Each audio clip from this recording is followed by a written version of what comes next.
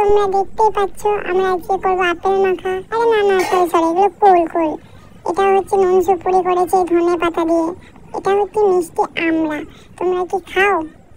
এই আমড়াগুলো কাটছিল আমার খালা, তারপর আমার ছোট খালা কেটে নিচ্ছিল ছোট ছোট আপেলগুলো। এই না না, আগেই তো বললাম এগুলো কুল, এগুলোকে বলে আপেল কুল। দেখো সবাই কাটার পর কত সুন্দর লাগছে, দেখেই জিভে জল চলে আসছে।